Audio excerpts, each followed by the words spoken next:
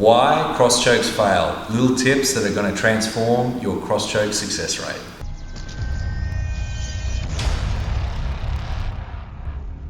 Hey guys, Coach Tom here with Reese today. We're going to have a look at why your cross chokes may or probably are failing, especially if you're a white belt or a new blue belt. You've probably tried a whole bunch of cross chokes. You know they're the holy grail of submissions in BJJ, but you just can't seem to get them, or maybe not against people more experienced or stronger than you. And you know what, guys? I see the same errors in gyms, in my gym and gyms all over the world, where people are making the same errors. And once you know these errors, they're very easy to avoid. Let's have a look. So I'll do it from guard, okay? So I've got Reese in my closed guard here. I got him to put his gi on so we can do these chokes.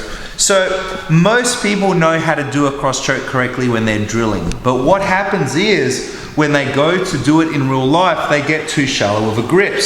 So that's the first little thing that you want to prevent. So most people, when they're drilling, will go all the way to the back of the neck, and then all the way to the back of the neck, or to the back of the neck this way, and they can finish the choke. But what do you do in real life? Be honest. You just go, oh, that's deep enough, and you start choking here. The measure of a cross choke is you getting the head of your radius or ulnar bones right under his ear. So just here, Reese has a tattoo here, that's exactly where I want to get the head of my radius or ulnar bone. That bone there and that bone there. So if I go in this way, I have to go that deep. If it's this deep, it's my hand trying to choke. That's not good enough. Remember guys, a cross choke isn't choking with the gi, that's anchoring my hands so I choke with my wrists. So you must be this deep. This deep will not get the job done against a good guy or girl. So, hands deep. Second, even if my hands are deep, I need to focus on putting the edges of my hands in, not the flats. So even if I have this hand deep, the choke is only going to come on when I put the edge in. Okay? Now that you may have the edges of your choke in, you need to then focus not so much on pulling this way, but rather pushing those bones into the neck. So if you watch, when I get my hands in position here, I turn my edges in, I can tap him without rowing at all, just like this. Okay? It's not hard. This little part of your neck here, where your carotid arteries and jugular veins are, this is easy to push in. You don't need a lot. So don't be so quick to row, because we just want the pressure. And then from here, one of the biggest errors that I see is people pull too hard with their first hand. So they just can't get the second hand in. Push with the first hand. That opens up the collar to get your second hand, or to grab the scruff here. And then remember, no matter what hand position you use for your cross chokes, head to the top hand. Okay? Head to the top hand. Otherwise, I can choke this guy, and then when he finally goes unconscious, boom, I get the broken nose. Okay? So when you're doing this, when we're here, we've got a deep grip, edges in. Deep grip, edges in. And then I focus on pushing that into his neck, like that. Push it into his neck. Head up, and then we can start to row. But remember, this is not an air choke. So if I did a front choke to Reese, I expect him to go and tap quick. But with a blood choke, it's going to take 5 to 10 seconds. So be patient. I tell all my guys, whether they're a competitor or not, to count to 30. So let's say I put a choke on. I won't, obviously. I don't want to go into sleep. I put this choke on and I start choking.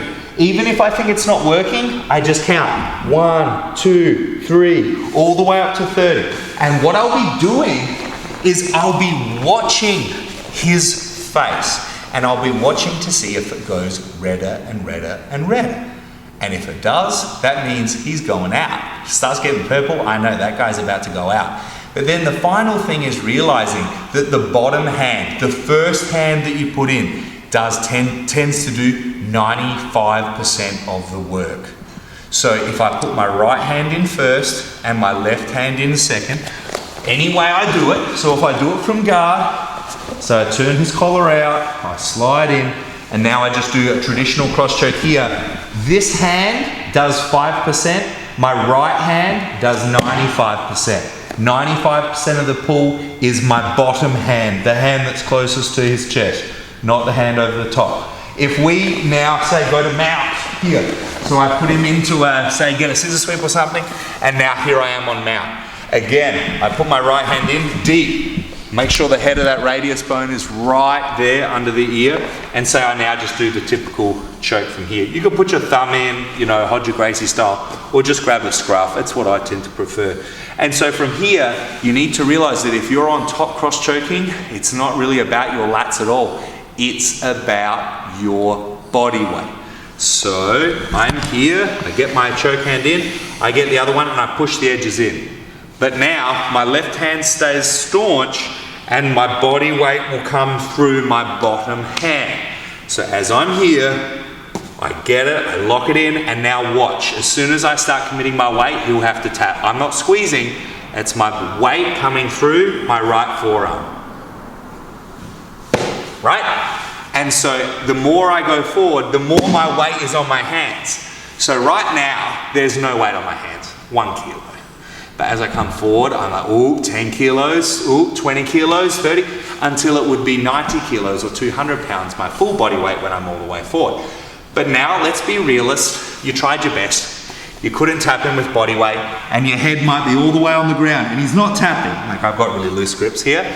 Remember, just hold your top hand there and focus your pull on your bottom hand. So as we're here, I put my head down and I'm just going to pull with the right. If I pull with the left, I'm taking it away from his neck. I want to push with the left and then pull with the right. Okay, so don't row with both hands. That's one of the biggest errors that I see. So there you go, guys. If you can do those tips, there should be no man or woman on the planet that can stop your cross choke. Okay, get your grips tight and then choke some next.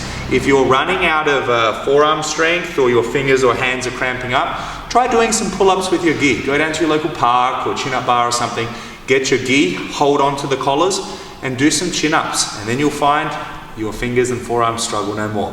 Thanks for watching, guys. Thank you, Reese. I'm Coach Tom. I'll see you next time. Thanks for watching the video, guys. I hope you loved it. For more free videos, click here. And if you'd like to get our free Footlock Masterclass, please click here. And if you'd like to help support me so I can help bring you high-level jiu-jitsu for free every day, please click here. Thank you for watching, guys. I'm Coach Tom. I'll see you next time.